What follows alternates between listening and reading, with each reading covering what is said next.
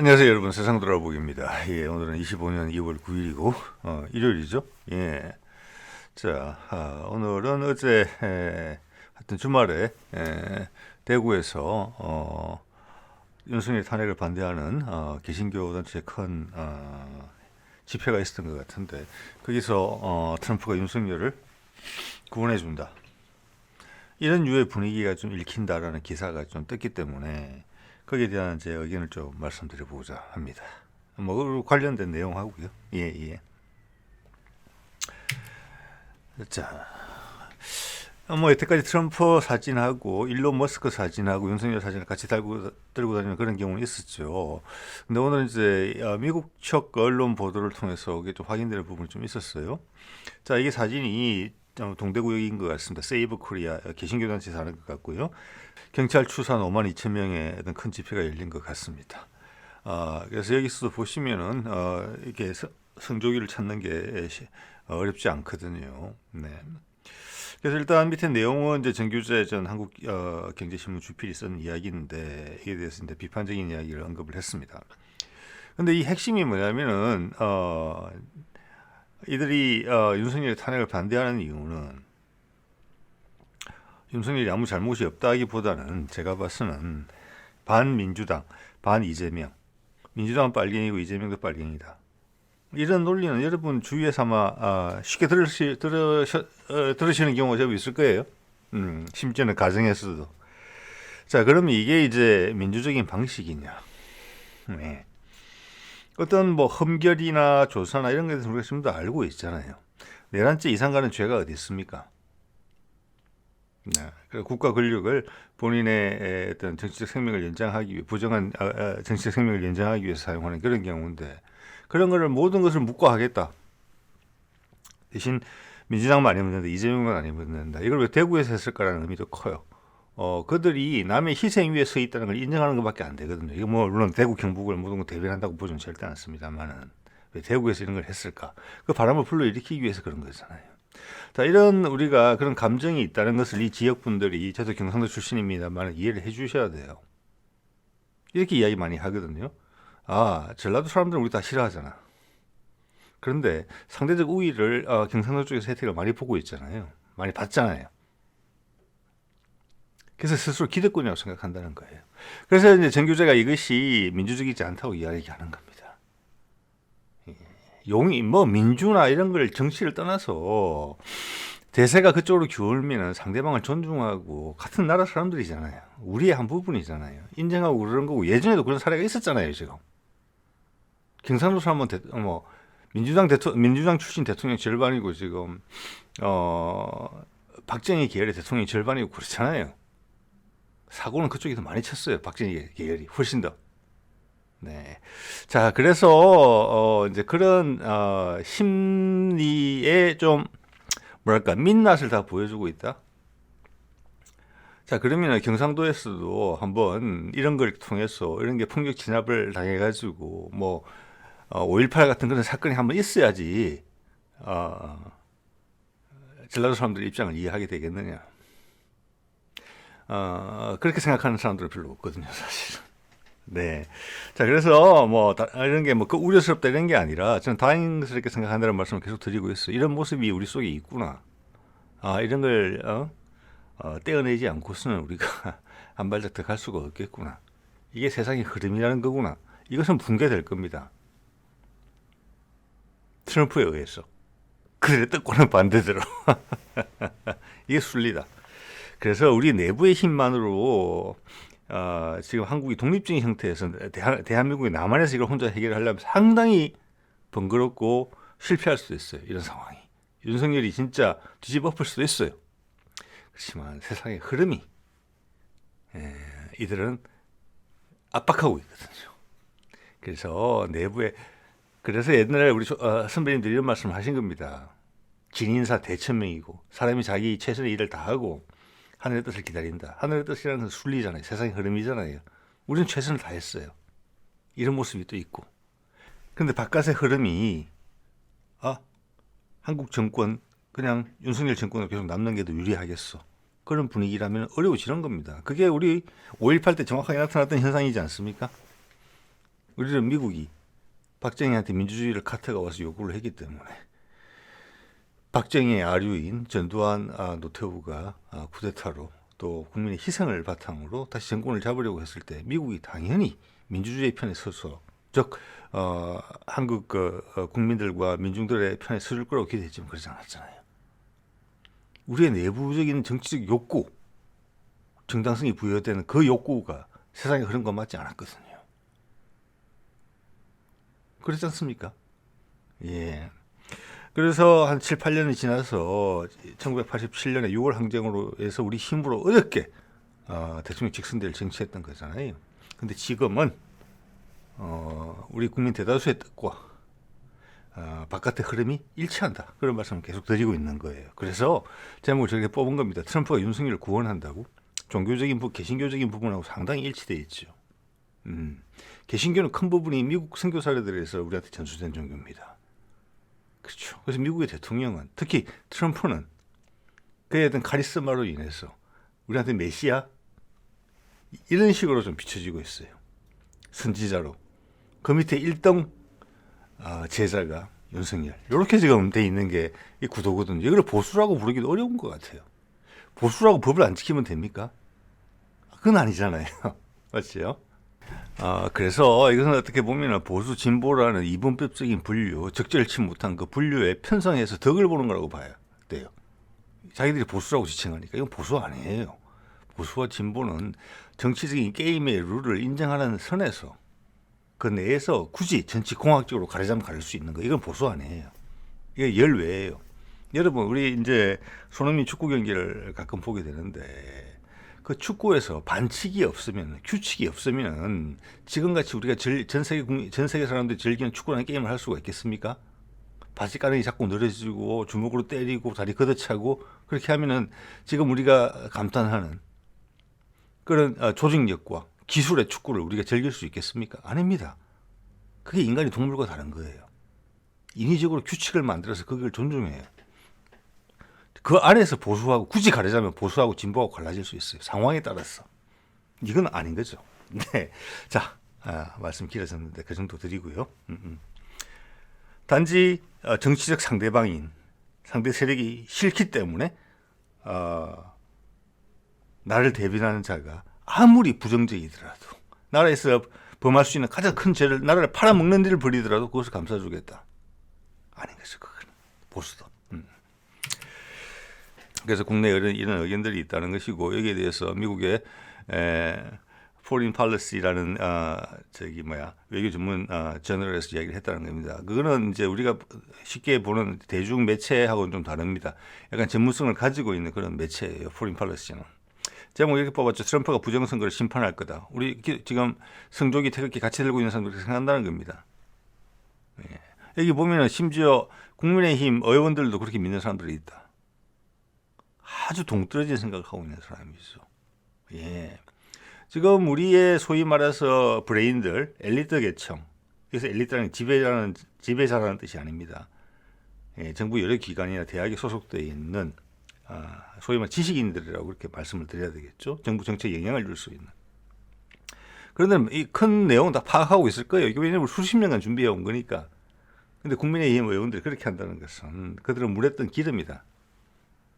그들이 원하는 것은 정치적인 권력에 대한 욕심밖에 없다. 세상에 대한 이해도가 극히 낮다. 그렇기 때문에 이런 집회에 나가서 같이 연설을 하고 찬조 연설을 하고 그렇게 하는 거라고 봅니다. 네. 자, 그런 것들이 지금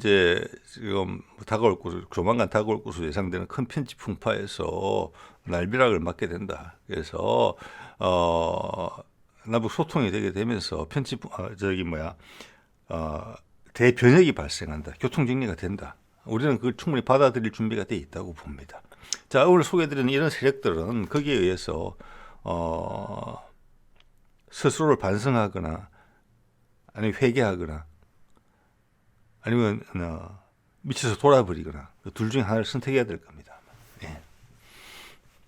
자, 포린 팔레스 이렇게 MBC가 소개를 했죠. 한국 보수파 트럼프의 지원을 절박하게 요청하다. 이거는 충분히 지금 그런 모습들은 탄핵 반대 집회에서 확인이 되죠. 여기서 보수파라는 이름이 절대 적절치 못하다고 생각이 듭니다. 이거는 기존의 보수파들한테 영향을 줄 수 있는 그런 이야기예요. 제가 그래서 이런 표현을 쓰는 걸 좋아하지 않습니다. 이런 이제 언급들이 있어요. 분명하게 말하자면 미국 대통령은 한국의 민주주의를 뒤집을 수 있는 권한이 없다. 이거는 거짓말이라고 생각합니다. 민주주의, 한국의 민주주의 미국한테 소중하지 그렇게 않습니다. 그들이 필요할 때 민주주의를 강조할 따름이에요. 한국을 영향권 내에 두고 싶었을 때 그렇게 했습니다. 그죠? 자, 카트가 박정희에게 민주주의를 요구했던 이유는 뭐였겠습니까? 국내에 지금 민중들이 정치의 직이 높아져서 박정희 네가 계속 그런 식으로 하게 되면 한국이 되게 정치적으로 불안정해서 북한과의 대치 국면도 있고 그 당시에는 북한하고 우리는 삐까삐까할 때입니다. 그렇게 되면 남한에 혼란이 오게 되면 북한의 남침을 진짜 유도할 수도 있고 미국이 원치 않는 미국이 지나치게 개입하거나 아니면 미국이 포기를 해야 되는, 즉 한반도에서 영향력이 감소될 수 있는 그런 위기를 느꼈기 때문에 저는 카트가 그런 이야기를 했다고 보거든요. 미국의 이해 때문에 그런 겁니다. 이해. 자, 그래서 지금 이렇게 말하는 거죠. 한국의 민주주의를 뒤집을 수 없는 군한이 없다. 그것은 지금의 이해관계가 윤석열하고 같이 있지 않다는 겁니다. 지금은 당연히 그렇죠. 북한과의 관계 개선을 모색하는 과정에서 굳이 그게 아니더라도 남북 간의 분쟁이 발생하면 동북아 전체가 다 꼬이는 거잖아요. 그러니까 직접적으로는 북미 종전선이 불가능해지는 거죠. 그런데 윤석열은 지금 여러분도 다 아시다시피 지난 1, 2년에 걸쳐서 계속 북한을 자극하는 행동을 해왔잖아요. 미국이 하지 말라 했는데 결국은 비상계엄까지 했잖아요. 누가 이뻐 보이겠습니까? 한국에 아무 탈이 없기를 바라는데. 심지어 미국하고 북한하고 화해를 하고 종전선언을 하고 평화선언을 하게 되면 남한이 북한에 투자를 해주길 바라고 있는데, 그리고 그 투자라는 것은 남북 통일에 대한 어떤 투자죠. 훨씬 많은 것으로 돌려받을 수 있는, 남한의 경기를 활성화시킬 수 있고 남한의 고령화 문제를 해결할 수 있는, 그리고 미국 입장에서는 한국이 그렇게 깔아주고 러시아가 연결해주면 당장 생산기지를, 중국을 대체할 수 있는 생산기지를, 새로운 기술을 시험할 수 있는 시험지를 구하게 되는 것이고 중국을 포위할 수 있는 그런 길인데, 누이 좋고 매부 좋은 일인데 그걸 한국의 대통령이 윤석열이 들어간 데서 반대한다. 근데 그가 지금 감옥에 있다. 계속 감옥에 있었으면 좋겠다는 게 미국의 생각이죠. 당연히 계속 표현돼 왔고 비상계엄 이후였죠. 줄곧 확고하게. 그런데 표현은 민주주의를 뒤집을 권한이 없다. 이렇게 이야기하는 거예요. 네. 자, 거기에 폴린 팔레시에서 언급됐다는 내용 이렇게 보겠습니다. 이념적 우려에 흔들리지 않고 한미동맹을 거래라는 관점으로 바라볼 가능성이 크다. 이것은 트럼프가 그렇게 본다는 겁니다. 미국은 항상 거래를 해왔죠. 자, 이런 것은 트럼프를 비꼬는 것입니다. 전통적인 우방관계를 소중하게 생각해서 아까 그 동대구역에서 한 집회랑 똑같은 이야기, 미국은 이때까지 그렇게 해왔다는 거예요. 큰 그림에서 이해관계를 챙겨갔죠. 근데 그 큰 그림을 포기했다는 거예요. 즉 여러 경로를 통해서 확인되지만 미국의 국무장관 이야기했지 않습니까? 제가 소개해드린 것처럼 미국은 더 이상의 패권국가 아니야. 옛날 깡패 국가하고도 우리의 이해관계를 위해서 대화를 해야 돼. 우리가 그만큼 약해졌어 이제. 그리고 세계는 단일 패권 체제에서 다중 복합 거점이 있는 다중 경쟁 체제로 옮겨간다. 거기서 미국은 살아남아야 된다. 그러기 위해서 미국의 이해를 위해서 최선을 다하겠다. 예전에도 최선을 다했어요. 미국은 이해를 위해서. 그들의 이해를. 가끔 민주주의라는 이름, 세상의 경찰이라는 이름을 들먹였지만 그때는 패권이 그들의 이해를 충족시키는데 가장 좋았기 때문에 내 새끼는 챙겨줬어요. 조폭처럼. 근데 지금 그렇게 못하겠다. 힘이 떨어져서. 그걸 폴린 팔레시에서는 거래라는 관점이 이렇게 이해했다는 거예요. 그럼 이전에 바이든도 마찬가지죠. 네. 자, 국민의힘의 절규에도 트럼프는 윤 대통령 국민에 별 관심이 없어 보이는데 좀 전에 설명 제가 길게 드렸고요. 트럼프에게 더 나은 외교적 동맹은 이재명이 될 수도 있다. 이런 이야기까지 언급했어요. 이건 아주 강하게 이야기한 거예요. 자, 이거 확인한 거예요. 바이든에 이어서 트럼프도 폴린 팔레시가 다 이야기를 하지 않지만 미국의 이해에 반한다는 거예요. 윤석열은. 남북 간의 군사적 긴장을 초래하는 거. 초를 치려고 하는 거. 그게 미국의 윤석열의 작전이었잖아요. 그의 태도를 보셨죠? 안하무인이에요. 미국한테 지난번에 담대한 구상권으로 크게 한번 밟힌 바가 있습니다. 그렇기 때문에 이번에 비상계엄을 할 때는 미국이 날 단속할 거라는 걸 충분히 알고 있었어요. 그래서 거기에 대한 방안까지 강구돼 있었던 거예요. 그래서 미국같이 어쩔 수 없게 만들게 하는 내용이 포함 분명히 돼 있었습니다. 그래서 저는 김어준의 그 제보의 신빙성이 높다고 봐요. 그건 뭐냐? 우리 국군이 북한 무인기를 이용해서 북한이 마침 공격한 것처럼 주한미군을 공격하기 위해서 미군이 발을 담그게 만든다. 그래서 미군의 평택에 있는 미군들이 비상계엄을 막기 위해서 출동하려고 했던 사실을 저는 사실이라고 봅니다. 예, 앞뒤를 맞춰서 생각해 보세요. 그래서 트럼프에게 더 나은 외교적 동맹은 이재명이 될 수도 있다. 이렇게 이야기하는 것은 엄청나게 강하게 이야기하는 것이라고 봅니다. 이거는 아주 무시하거나 한국이라는 나라를 아니면은 이건 절대 아니다라고 이야기할 때 이런 표현을 쓴다고 생각합니다. 실제적인 대통령 후보자를 거명한 거잖아요. 저는 후자의 경우라고 생각합니다. 왜? 우리가 그렇게 얕잡아 볼 수 있는 만만한 상대는 더 이상 아니거든요, 미국한테. 미국에 큰 이권이 걸려 있다는 정도는 포린 팔레스티나는 알 겁니다. 그래서 이거는 윤석열은 절대 안 된다는 이야기를 하는 거예요. 네. 자, 이번에는 타스 통신 한번 가볼까요? 지금 이제 제가 어제 소개드렸지만 푸틴과 트럼프가 곧 만난다, 2, 3월에 만난다. 그게 이제 러시아 쪽에 러시아 의회에 러시아 국회에 우리말로 하자면 외교 통상이나 외교 관련된 상임위원회 위원장이 한 이야기였어요.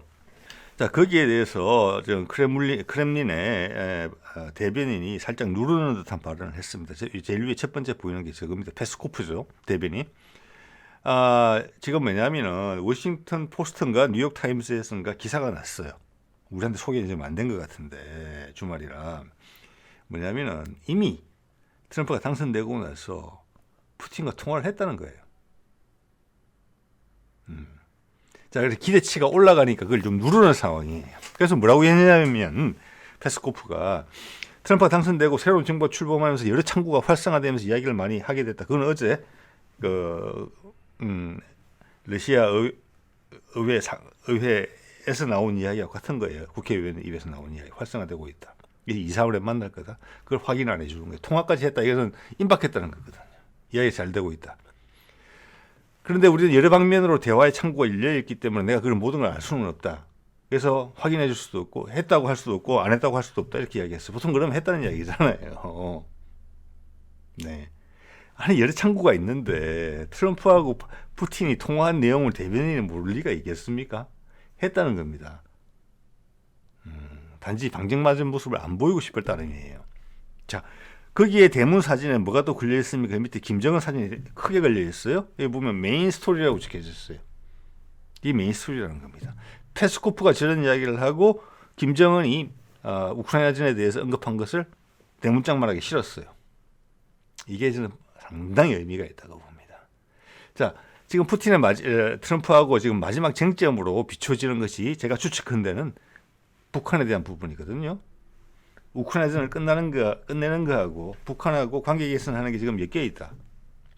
그런 쿠르스크에 북한이 파병되어 있는 것이기 때문에 그 푸틴의 한 수에 트럼프가 한 수 접어줘야 되는 상황이다. 여기에 대해서 트럼프가 갈등하고 있다. 제가 그런 추정을 말씀드렸는데 오늘 이 사진을 봄에 있어서 조금 더 확인하게 돼요. 그런 거예요. 조금 더 실제 좀 그렇겠구나 라는 생각을 조금 더 하게 됩니다.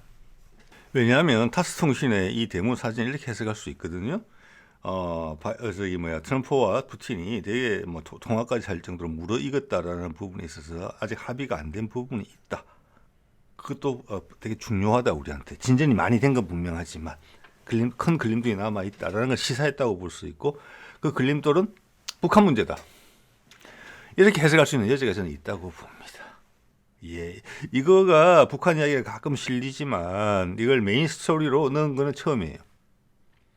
자, 이거는 뭐냐면 내용을 보면은 이게 지금 우크라이나하고 상관이 있는 거거든요. 우크라이나 전쟁과 관련해서 여기에 대해서 구체적인 이야기는 없어요. 파병과 관련된 그런 이야기가 아니고 북한이 지금 그들 창군 기념일이었는데 러시아를 전략적으로 타격을 주기 위해서 우크라이나전을 계속 길게 끌고 가고 이런 내용을 언급한 거예요. 예, 내용은 크게 특별한 거 없어요. 메인 스토리로 삼을 만한 게 없어요. 제가 보기에는 늘 하던 이야기이기 때문에 그게 파변까지 한 입장에서 그 입장은 당연한 것이죠. 어떻게. 그래서 제가 그런 냄새가 좀 난다는 말씀을 드린 겁니다. 그래서 제가 어제 이런 내용을 소개드렸죠. 2, 3월에 맞는다. 이거는 러시아의 그 뭐 국회 외교 상임위원회 위원장이 한 셈이 우리말로 치자면은 이게 사실 가능성이 높다고 봐요. 그걸 페스코프가 딱 누른 거예요. 그러면서 밑에 김정은 얼굴을 대문짝 말하기 싫었다. 그러면 제가 어제 예측해 본 대로 북한 문제가 이게 마지막 걸림돌이구나 이렇게 짐작을 해본다는 겁니다. 예.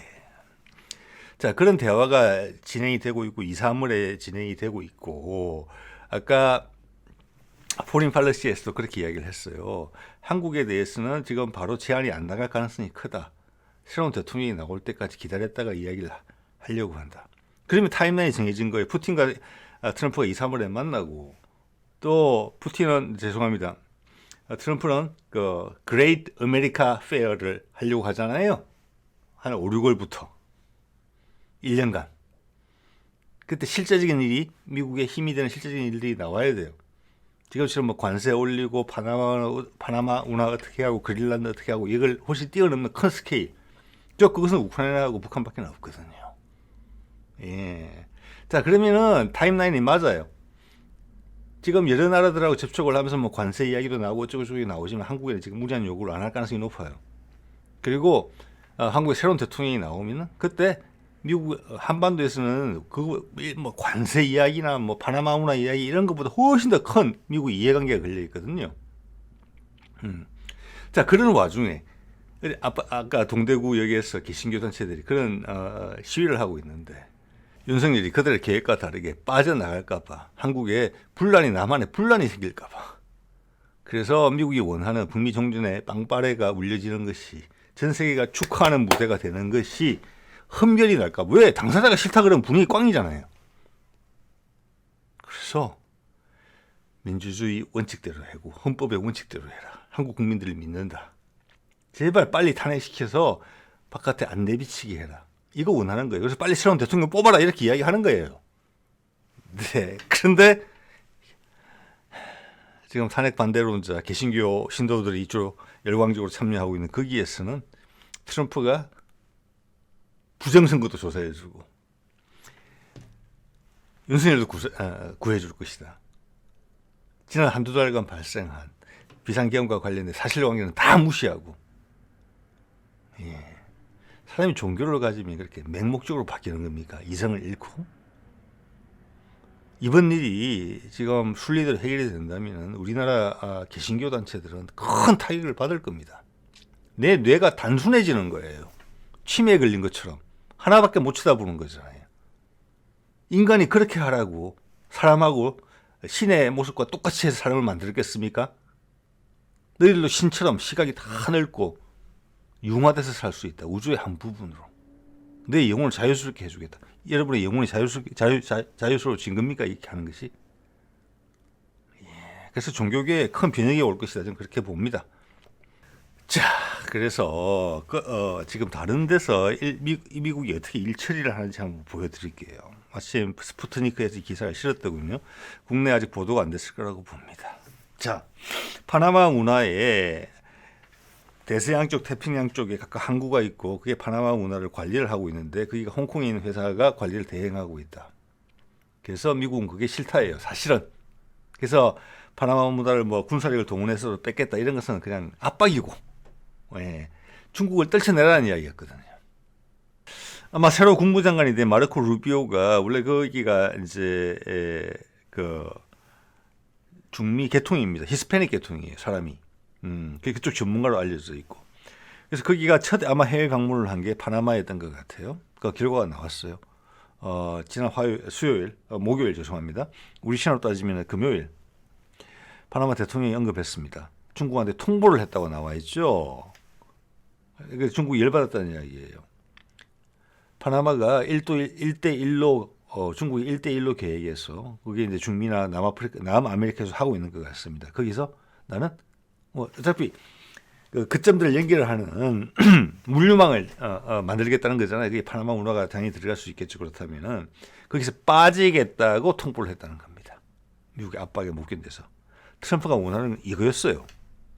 뭐 미국 배들한테 뭐 차별적으로 비싼 운임을 매기고 뭐 이런 거는 다 거짓말이고 중국을 손떼게 해라. 중국을 몰아내겠다. 아메리카 대륙에서. 성공한 겁니다. 이게 지금. 이런 게 진짜 백인 뉴스예요. 네. 자, 그러면 그들의 이해관계가 한반도에서는 어떻게 구현될 것인가? 이걸 생각해 봐야 되는 거예요. 제가 그런 취지의 말씀을 드리고 있는 것입니다. 그래서 최근에 이런 이야기 다뤘죠. 트럼프 아빠 그때 콜롬비아 이제 뭐 범죄인 불법 체류자 주로 범죄자들로 생각되는 그들을 이제 이렇게 군용기 편으로 보냈더니 콜롬비아에서 받지 않았죠. 그랬더니 바로 관세 압박하고 비자 압박을 넣어서 콜롬비아가 수용을 했고 콜롬비아에서 비행기를 보내서 민항기를 타고 다시 갔습니다. 그때 파나마 운하 그린란드 매수 이거의 핵심 이유가 뭐냐? 그린란드 매수도 사실은 이제 북극에 빙하가 많이 녹으면서 북극 항로라는 부분이 소위 열리고 있는데 그린란드는 군사적으로 러시아와의 ICBM 대륙간 탄도선을 주고받을 때 그것을 빨리 이렇게 북아메리카로 오기 전에 빨리 레이더를 활용해서 잡을 수 있는 그런 곳이에요.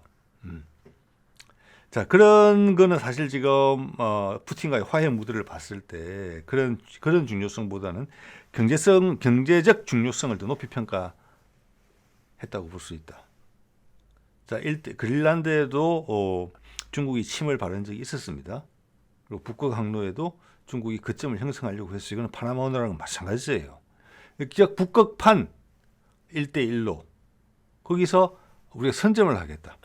자, 실제 그린란드를 뭐 군사력을 이용하거나 뭐 덴마크에 돈을 주고 산다거나 이런 식으로까지 저는 종착역이 설정되지는 않을 거라고 봅니다. 그 과정에서 중국의 영향력을 밀어내는 거, 그리고 미국이 거점을 확보하는 거.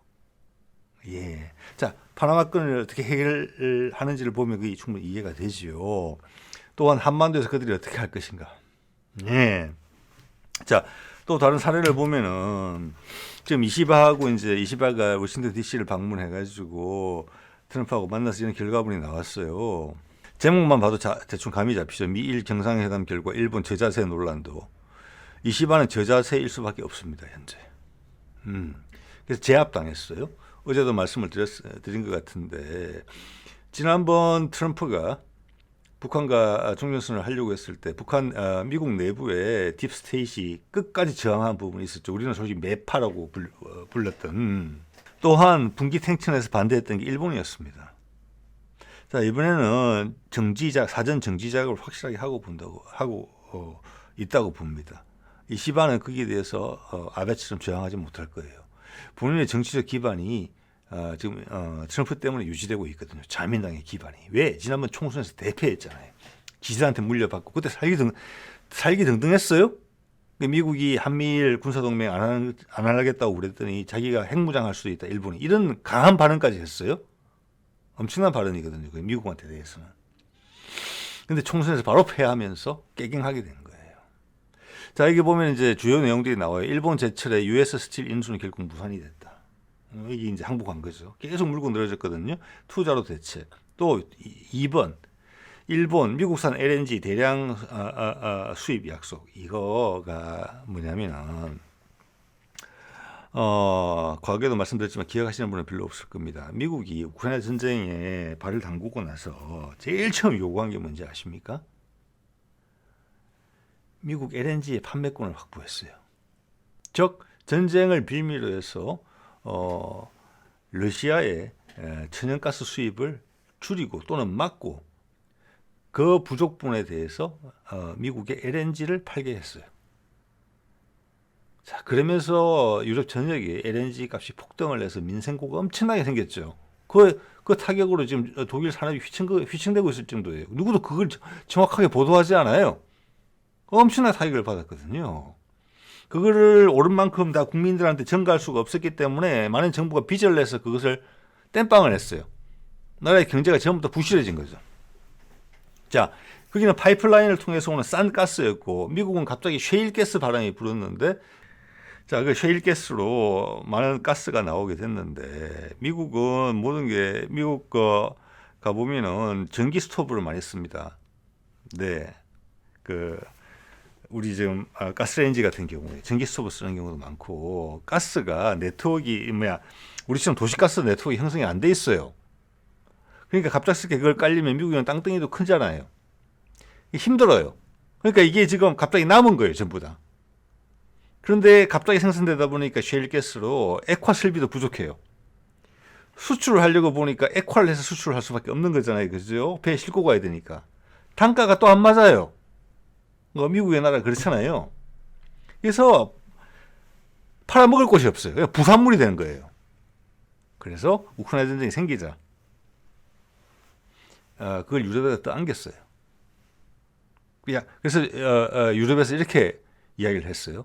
너희들 그거 우리가 필요한 만큼 공급할 수는 있냐? LNG 설비 구축하는 거 냉각을 해야 되잖아요. 그래서 액화를 시켜야 되니까. 그것도 1, 2년 걸리는 일도 아니고 설비 사업이잖아요, 그게.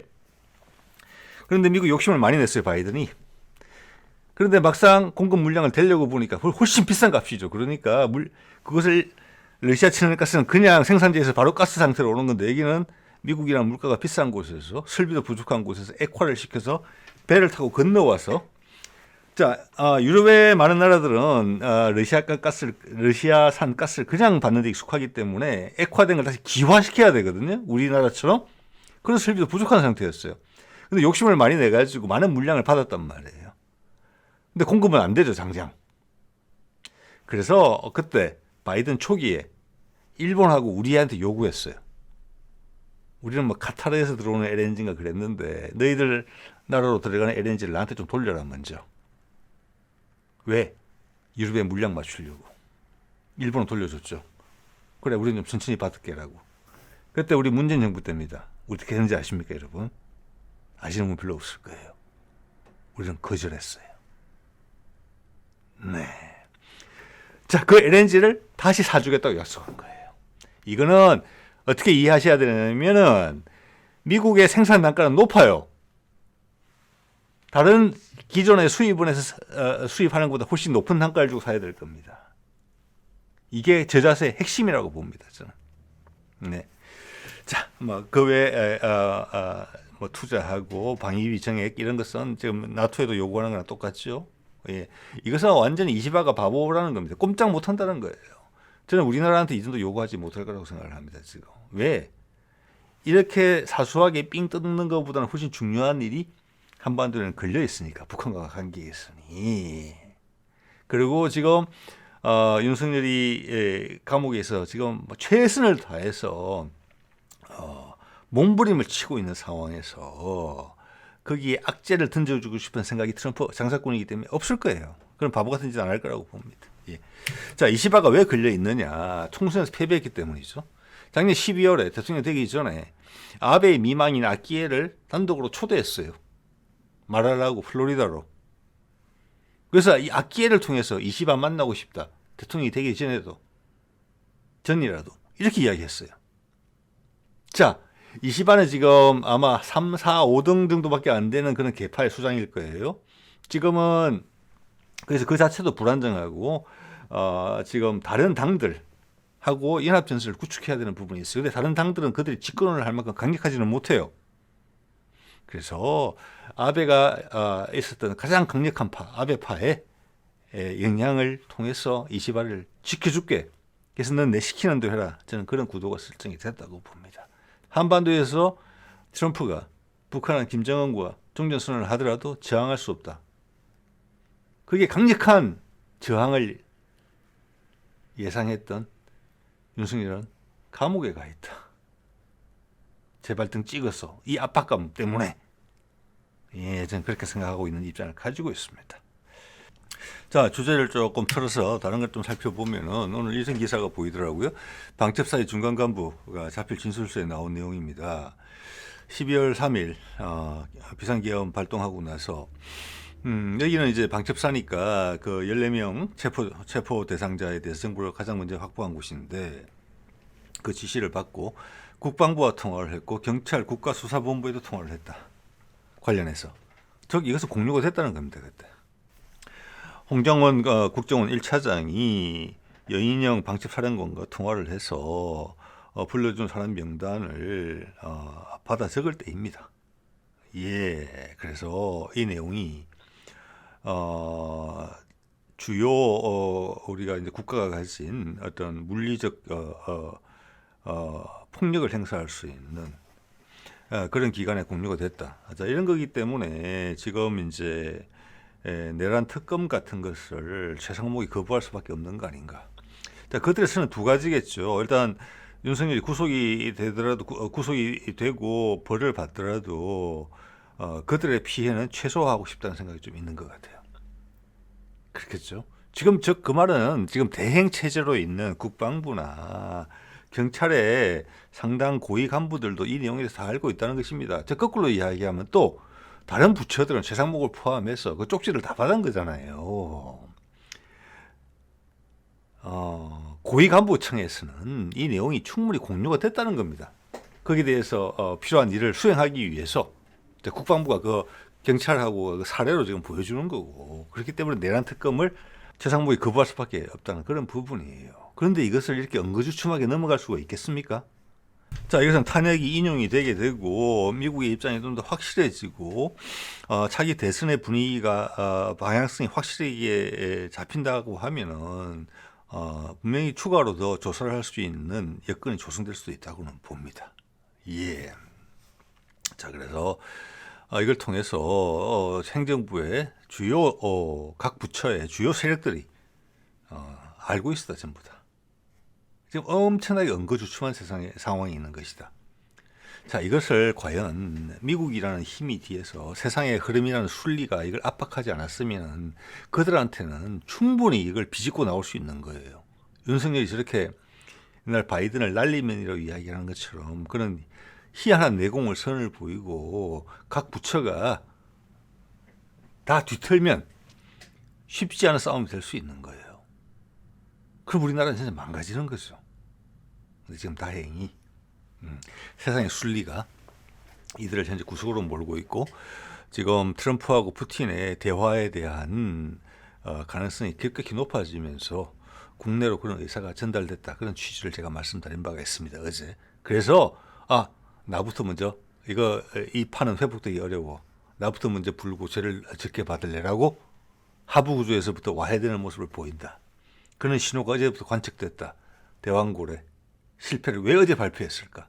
국민의힘이 이야기하지도 않고 그 내용은 분명히 윤석열한테 불리한 내용임에도 불구하고 김정수 건 검찰에서 무혐의 처리했던 것 이런 것들이 추가로 좀 나오는 것들 가지고 있었던 정보가 검찰에서 흘러나온다 이렇게 봐야 되거든요. 자필 진술서 이런 거는 오늘 자필 진술서가 나온 게 아니고 검찰이 가지고 있던 자료가 나온다 이렇게 봐야 돼요. 왜 이 타이밍에 저는 트럼프하고 푸틴 간에 오늘 말씀드렸던 그 내용이라고 봅니다. 과연 이런 힘이 없었다면은 이들이 이런 것을 뱉어낼까? 절대 안 그렇다고 봅니다. 검찰도 관여를 했어요? 국정원도 관여했어요? 전부 다? 전부 다 관여했어요. 예. 그렇죠. 엄청나게 힘겨운 싸움이었을 겁니다.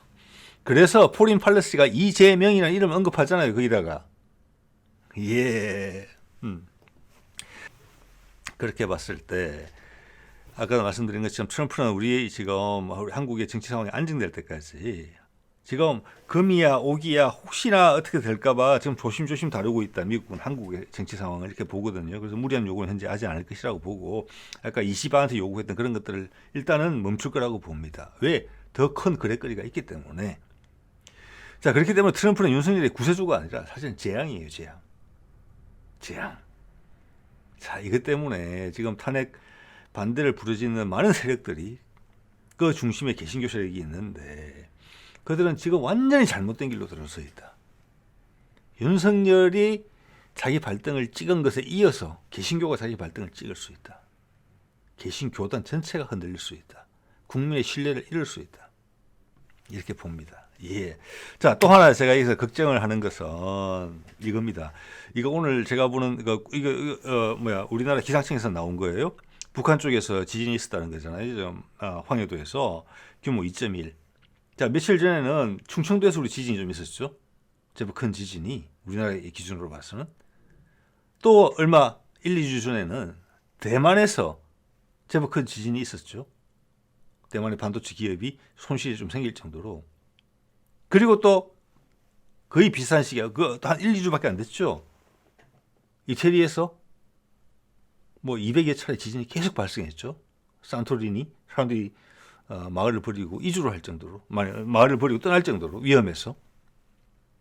그게 앞서서 한 달 전에는 작년에 큰 지진이 났던 진도 7 정도의 규모 7 정도의 지진이 났던 규슈 동안에서 금년에도 상당히 높은 수준의 큰 지진이 났습니다. 자, 그것은 그 난카이 대지진의 전조가 될 수 있기 때문에 일본이 엄청나게 긴장하는 부분이거든요. 자, 그런 지진들이 많이 생기고 있어요, 지금. 그래서 이거는 인간사의 흐름하고 어떤 지구의 어떤 흐름하고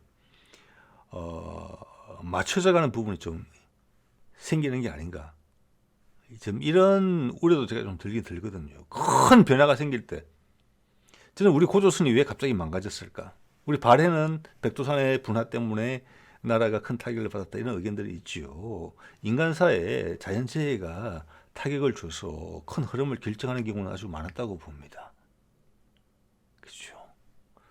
그래서 난카이 대지진이 언제 일어나도 하나도 이상하지 않는 상황인데 그 주변에 지금 잔진들이 아주 많이 발생하고 있다. 전 세계적으로도. 그래서 이 우리 인간사의 흐름이 우리 지구라는 이 우리 물리적 기반의 흐름과 또 같이 가는 게 아닌가 이런 생각이 좀 들어가거든요. 자, 오늘 이 정도 말씀드리겠습니다. 네.